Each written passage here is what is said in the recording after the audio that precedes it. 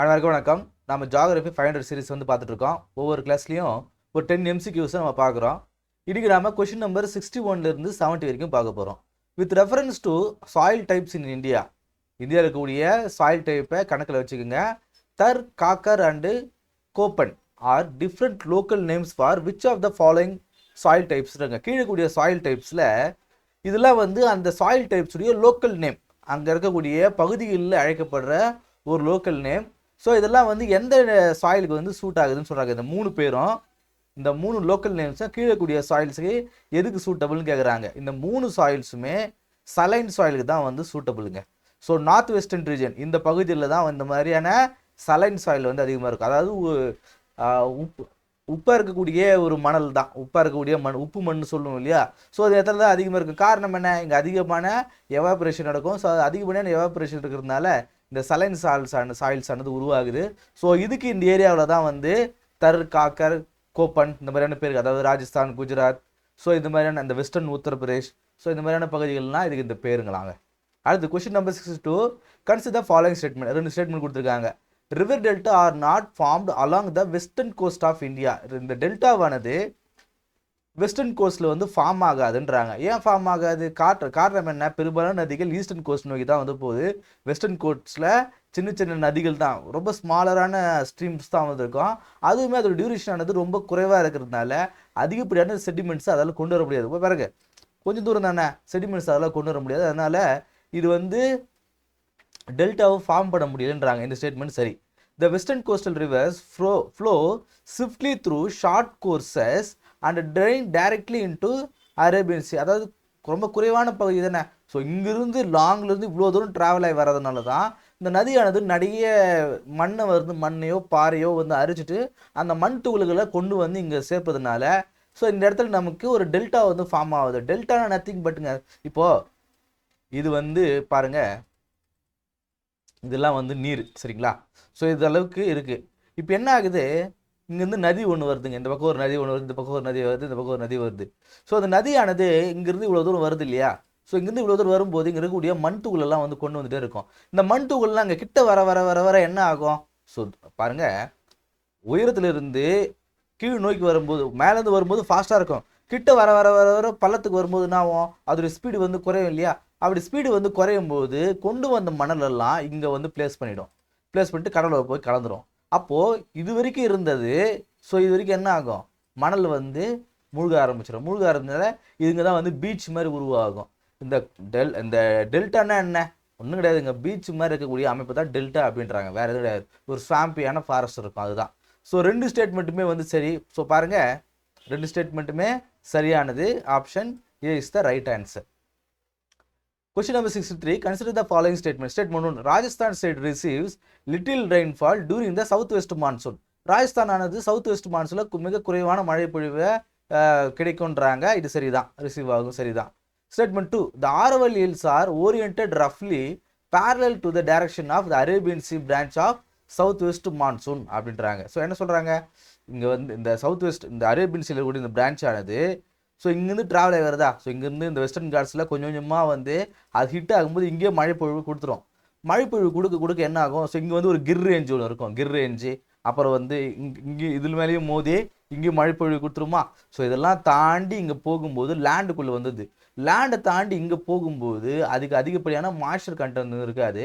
அதே போல் ஒரு காற்றானது, ஸோ அந்த south west Arabian sea branch ஆனது மலையோடு மோதும் போது தான் அது மழைப்பொழிவு கொடுக்கும். ஆனால் பாருங்கள், ஆரவல்லி ரேஞ்சுக்கு பேரலாக போகிறதுனால இது மழைப்பொழிவை கொடுக்கல அப்படின்றாங்க. சரியா?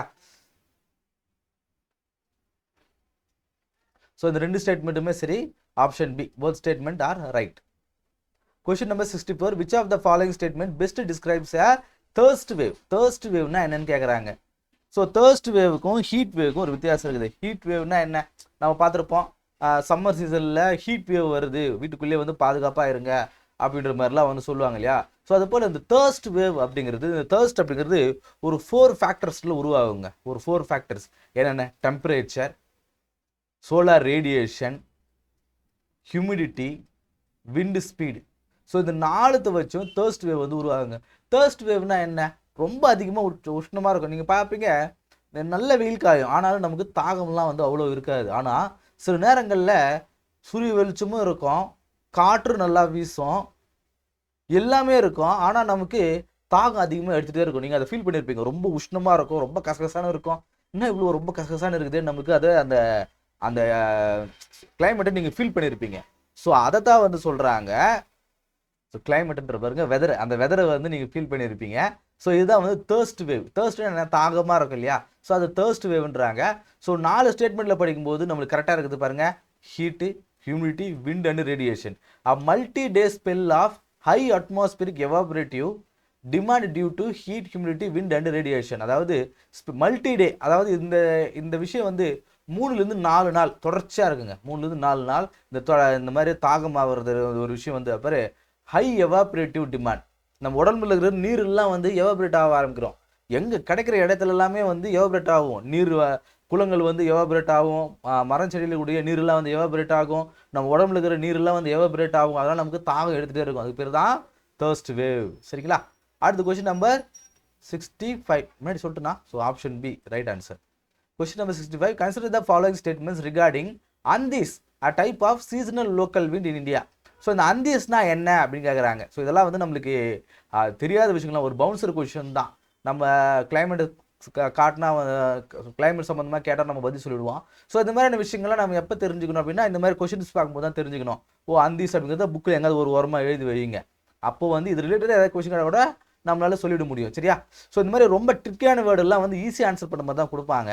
ஸோ அதனால் இதெல்லாம் எக்ஸ்ட்ரா படிக்கும்போது கொஞ்சம் ஓரளவுக்கு நம்ம தெரிஞ்சு வச்சுட்டாலே போதும், நம்மளால் ஆன்சர் பண்ண முடியும். ஸோ அந்தீஸ் அப்படிங்கிறது local type of wind. So இந்த விண்டை பற்றி கேட்டிருக்காங்க. They are violent dry dust storms caused by intense surface heating and convection. So ரொம்ப ட்ரையாக இருக்கும், வயலண்ட்டான ஸ்டார்ம்ஸை கொடுக்குன்றாங்க. இது சரிதான். தி பிரைமரி அக்கர் இந்த north western plains of India. North western plains இந்த ராஜஸ்தான், வெஸ்டர்ன் உத்தரப்பிரதேஷ், ஹரியானா இந்த ரீஜனில் வீசக்கூடிய ஒரு காற்று. இதுவும் சரி. They are observed during the post monsoon month of October and November கேட்குறாங்க. இது தப்பு. போஸ்ட் மான்சூன் கிடையாது. ஸோ ப்ரீ சம்மர் அண்டு சம்மருக்கும் ஸ்ப்ரிங்கோட ஸ்டார்ட்டுக்கும் வந்து இருக்கக்கூடிய ஒரு பீரியட் தான். அதாவது ஏப்ரல்லேருந்து ஜூன் வரைக்கும் இருக்கும். ஏப்ரல்லேருந்து ஜூன் வரைக்கும் இந்த காற்றானது வீசக்கூடிய இந்த பகுதியில் வந்து வீசும். அதாவது நமக்கு வந்து ஜூன் மாதமே வந்து நம்மளுக்கு மழை பொழிவு கொடுத்துரும். ஆனால் நார்த் இந்தியாவில் அங்கே ஜூலை ஃபர்ஸ்ட்டில் தானே. ஸோ ப்ரீ மான்சூனுக்கு முன்னாடியும் அதே போல் இந்த சம்மர் சீசன்லேயே தான் வந்து இந்த அந்தீஸ் அப்படிங்கிறது லோக்கல் விண்டு வீசுன்றாங்க. இந்த ஸ்டேட்மெண்ட் தப்பு. ஸோ எதுக்கு சரின்னு கேட்டிருக்காங்க 1 and 2. Option A is the right answer.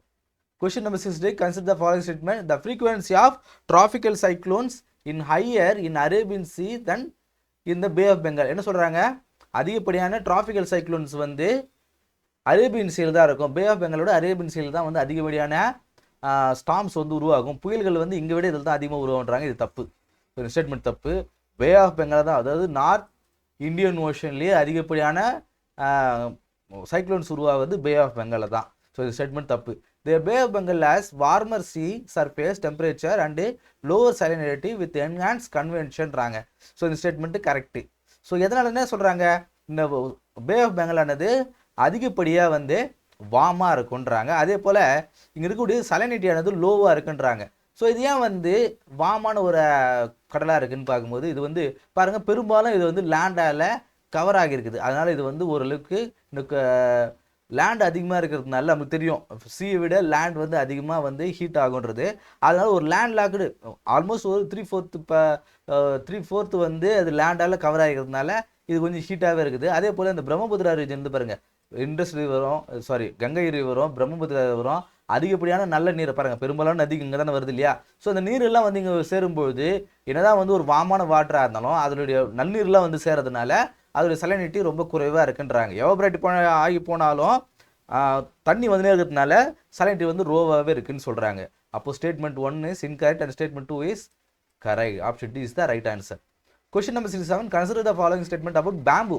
பேம்புவை பற்றி கேட்டுக்கிறாங்க, மூங்கில் பற்றி கேட்டிருக்காங்க. மூங்கில் குறித்து கீழக்கூடிய 3 ஸ்டேட்மெண்ட்டு எதெல்லாம் சரின்னு கேட்டிருக்காங்க. Bamboo grows naturally in all parts of India except in Kashmir region. Kashmir ரீஜனில் மட்டும், அதாவது இந்தியாவில் நேச்சுரலாக வந்து இந்தியா முழுக்க எல்லா இடத்துலையும் வந்து பேம்புவானது க்ரோ ஆகுது. ஆனால் காஷ்மீர் ரீஜனில் மட்டும் அது மூங்கிலானது வளர்வதில்லை அப்படின்றாங்க. காரணம் என்ன?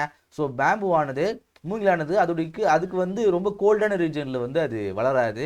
அதுக்கு ஒரு சின்ன ஒரு டெம்பரேச்சர் தேவை அப்படிங்கிறதுனால காஷ்மீரானது ஒரு கோல்டஸ்ட் ரீஜன்றதுனால ஸோ அங்கே இருக்காது. இந்த ஸ்டேட்மெண்ட்டு சரி. மத்திய Pradesh as a largest bamboo bearing area among Indian cities. பாருங்கள், இது எனக்கே ரொம்ப ஆச்சரியமாக இருந்தது.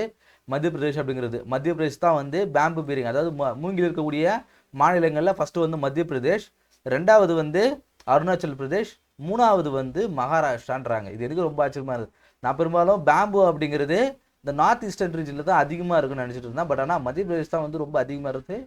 எனக்கு ஆச்சரியமாக இருக்குது. ஸோ இந்த ஸ்டேட்மெண்ட் வந்து சரி. அடுத்து, The Indian Forest Amendment Act 2017 removed bamboo grow in non-forest areas from category of trees to ease cultivation and transport. அதாவது 1927 ஒரு ஆக்ட் வந்துருக்கும், ஃபாரஸ்ட் இந்தியன் ஃபாரஸ்ட் ஆக்ட் ஒன்று இருப்பாங்க. அதில் வந்து மூங்கில் வந்திருக்கும். ஸோ மூங்கில் வந்து வெட்டக்கூடாது, அது வந்து டிரான்ஸ்போர்ட் பண்ணக்கூடாது அப்படின்ற மாதிரி ஒரு சட்டத்தை வந்து கொண்டு வந்திருப்பாங்க. ஸோ அதை வந்து 2017 அதை அமெண்ட் பண்ணி அதை வந்து ரிமூவ் பண்ணிட்டு இருந்தாங்க பேம்பூலேருந்து, அதாவது ஃபாரஸ்ட்லேருந்து ஒரு ட்ரீயாக கன்சிடர் பண்ணாமல் அதை ரிமூவ் பண்ணிட்டு இருக்கிறாங்க. ஸோ அதன் மூலமாக ஃபாரஸ்ட் இல்லாமல் யார் வேணாலும் நிலத்தில் வந்து நன் ஃபாரஸ்ட் ஏரியாஸில் கூட நம்ம நிலத்தில் நம்ம மூங்கில வளர்க்கலாம் அப்படிங்கிற அந்த எதுக்காகனா ஈஸியாக கல்டிவேட் பண்ணுறதுக்காகவும் வியாபாரத்துக்காகவும் அந்த மாதிரி சொல்லியிருக்காங்கன்னு சொல்கிறாங்க. இந்த ஸ்டேட்மெண்ட்டும் சரிதான். ஸோ 3 ஸ்டேட்மெண்ட்டுமே சரி. Option D 1 and 2 3 is right. Question number 68. Consider the following state. கீழே கூடிய 5 ஸ்டேட்டை வந்து பாருங்கள். இந்த 5 ஸ்டேட்டில் எந்தெந்த ஸ்டேட்லாம் மத்திய பிரதேஷோட பவுண்டரியை ஷேர் பண்ணுதுன்னு கேட்குறாங்க. மத்திய பிரதேசத்துக்கு பக்கத்தில் எந்தெந்த மாநிலங்கள் இருக்குது, பவுண்டரி ஸ்டேட் என்னென்னு கேட்குறாங்க. ஒரிசா வராது. ஸோ இது மேப் பார்த்தா உங்களுக்கு தெரியும், இது காட்டுறேன் பாருங்கள். ஸோ இந்த இடத்துல இல்லையா? சரி, ஓகே, நானே சொல்கிறேன். ஒரிசா வந்து ஸோ இங்கே இருக்கும். மத்திய பிரதேஷ் அப்படிங்கிறது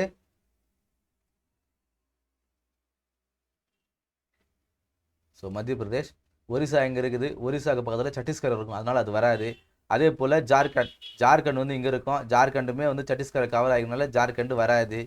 ராஜஸ்தான் வரும். ஒரு சின்ன பிட்டு வந்து ராஜஸ்தான் வந்து மகாராஷ்டிராவோட கவர் ஆகிருக்கும், ராஜஸ்தான் வரும். பீகார் வந்து வராது. காரணம் என்ன? இங்கே ஜார்க்கண்டும் சத்தீஸ்கரும் அதை டிவைட் பண்ணும், அதனால் பீகார் வராது. குஜராத் வரும், ஏன்னா பக்கத்துலேயே இருக்கும், நமக்கு தெரியும். இது எப்போ வரும்னா நம்ம மேப் வந்து தொடர்ச்சியாக பார்க்க தான் வரும். அதுமாரி இந்த மாதிரி கேள்வி பார்க்கும்போது நமக்கு வரும். அப்போ எதில் வந்து பவுண்டரி ஷேர் பண்ணுது? Only 2. Option A is the right answer. Question number 67. With reference to Pangong Tso lake குறித்து ஒரு 3 ஸ்டேட்மெண்ட் கொடுத்துருக்காங்க. இதில் இதெல்லாம் வந்து சரின்னு கேட்டிருக்காங்க. பேங்காங் சோ லேக் அப்படிங்கிறது இந்த இடத்துல இருக்கும். ஸோ இந்த இடத்துல வேணது இந்த லடாக் ரீஜனில் இருக்கக்கூடிய ஒரு லேக்கு. இது வந்து சலைன் வாட்டர் எண்டோர்ஹிக் லேக்கு அப்படின்றாங்க. எண்டோர்ஹிக்னா என்ன அப்படின்னா, இந்த லேக்கானது, இதில் இருக்கக்கூடிய நீரானது எந்த கடல்லையுமே வந்து போய் கலக்காது. அதாவது ஆவியாவதின் மூலமாக மட்டுமே இந்த லேக்கானது ட்ரை ஆகுன்றாங்க. அதாவது அந்த லேக்லேருந்து தண்ணி வந்து எங்கேயும் போகாதுங்க, கடலில் போய் கலக்காது. கடலில் போய் கலக்காமல் ஒரு லாக்டு லேக்காக வந்திருக்கும். அதாவது சுற்றி வந்து தண்ணி போகக்கூடிய வசதி இல்லாமல் இருக்கும். எவாபரேஷன் மூலமாக மட்டுமே அங்கே இருக்கக்கூடிய தண்ணியானது குறையுன்றாங்க. இந்த ஸ்டேட்மெண்ட்டு சரி. The line of actual control between India and China passes through the lake. Line of actual control வந்து இங்கே இருக்கும். அதாவது இந்தியாவுக்கு சைனாவுக்கு இருக்கக்கூடிய ஒரு பார்டர் அது. ஸோ அந்த பார்டரில் வந்து இந்தியாவையும் சைனாவும் இதுதான் பிரிக்குதுன்னு சொல்கிறாங்க. ஸோ இந்த லேக்கில் 1% 4 பிரித்தோம்னா 1% வந்து இந்தியாவுக்கும் 3% வந்து சைனா கிட்டே இருக்குது. ஸோ இந்த ஸ்டேட்மெண்ட்டும் சரி. It changes colour appearing blue, grey green and red at varied points in time of the day. இது பகல் நேரங்களில் வெவ்வேறு கலர்களை வந்து காட்சியளிக்குங்க. ப்ளூ கலரில் இருக்கும், கிரே கிரீனு, ரெட், இந்த மாதிரி வகையான கலரில் வந்து இருக்கும். நீங்கள் திரைப்படங்களில் பார்த்துருப்பீங்க. ஸோ அந்த இடங்களில் வந்து இந்த நீரானது லேக்கானது வெவ்வேறு கலரில் காட்சியளிக்கிறாங்க. இது காரணம் என்ன? அந்த லேக்கில் இருக்கக்கூடிய மினரல்ஸ், அதே போல் சூரிய வெளிச்சத்தோடைய ஆங்கிள், அது பிறகு அந்த லேக்கு சுற்றி இருக்கக்கூடிய மலைகள்லேருந்து ரிஃப்ளெக்ட் ஆகக்கூடியது. ஸோ இதன் காரணமாக அந்த லேக்கானது பல்வேறு கலர்களில் தெரியுதுன்னு சொல்கிறாங்க. இந்த ஸ்டேட்மெண்ட்டும் சரி. ஸோ 3 ஸ்டேட்மெண்ட்டுமே சரி. Option D is the right answer. கடைசி question. Consider the following statement regarding the peninsular plateau of India. Peninsular plateau குறித்து சில 3 ஸ்டேட்மெண்ட் வந்து கொடுத்துருக்காங்க. இந்த 3 ஸ்டேட்மெண்ட்டில் எதுலாம் சரின்னு கேட்டிருக்காங்க. It is the oldest and most stable land mass of the Indian சப்கான்டினென்ட்றாங்க. இந்தியாவில் இருக்கக்கூடிய லேண்ட் மாஸில் இதுதான் வந்து ஓல்டஸ்ட்ன்றாங்க. கரெக்டு தான். இந்த ஸ்டேட்மெண்ட் சரி. It contains over 90% of India's known Gondwana coal reserve. Gondwana என்ன? நம்ம பேந்தலேசியா நம்ம பார்த்துருப்போம். ஸோ அந்த பேந்தியாவானது 2ஆக வந்து பிரிஞ்சு கோண்டுவானாவாக வந்திருக்கோம். ஸோ அங்கே இருக்கக்கூடிய அந்த நிலக்கரியானது இப்போவும் இங்கே 90% வந்து இதில் தான் வந்து இருக்குன்னு சொல்கிறாங்க. நமக்கு தெரியும் ஒரிசா, சத்தீஸ்கர், ஜார்க்கண்ட், ஸோ இதெல்லாம் வந்து இந்த சோட்டா நாக்பூர் பிளாட்டில் இருக்கக்கூடியது தான் வந்து 90% ஆஃப் கோல்டு ரிசர்வ் வந்து இருக்குன்றாங்க. இந்த ஸ்டேட்மெண்ட்டும் சரி. The peninsular plateau is devoid of any uranium ரிசர்வ்ன்றாங்க. டிவாய்ட்னா இல்லை அப்படின்னு அர்த்தம். ஸோ பெனின்சுலர் பிளாட்டிவில் யுரேனியம் ரிசர்வ் வந்து இல்லைன்றாங்க. இது தவறு. ஏன்னா ஆந்திரா, தெலுங்கானாவில் வந்து யுரேனியம் ரிசர்வ் வந்து இன்னுமே வந்து இருக்குன்றதுனால இந்த ஸ்டேட்மெண்ட் வந்து தவறு. அப்போ எது சரின்னு கேட்டிருக்காங்க? 1 and 2. Option B is the right answer. So இந்த கிளாஸ் இல்லாமல் ஒரு 10 கொஸ்டின் பார்த்தோம். இந்த 10 கொஸ்டினில் ஜாகிரபியில் இருக்கக்கூடிய முக்கியமான விஷயங்கள் நம்ம பார்த்துருப்போம்னு நினைக்கிறேன். இதெல்லாம் வந்து உங்களுடைய புத்தகத்தில் நீங்கள் வந்து இல்லாத கண்டென்ட், இருக்கிற கண்டென்ட்டை ஹைலைட் பண்ணி வைங்க. ஹைலைட் பண்ணி அதை மார்க் பண்ணி வைங்க இம்பார்ட்டன்ட் அப்படின்னு சொல்லிட்டு. இல்லாத விஷயங்களை பக்கத்துலேயே வந்து நோட் பண்ணி வச்சுக்கோங்க. திரும்ப திரும்ப ரிவைஸ் பண்ணுங்கள். அது ரொம்ப எக்ஸாமுக்கு ரொம்ப முக்கியம். இந்த கிளாஸ் யூஸ்ஃபுல்லாக நினைக்கிறேன். அது கிளாஸ் சந்திப்போம். நன்றி.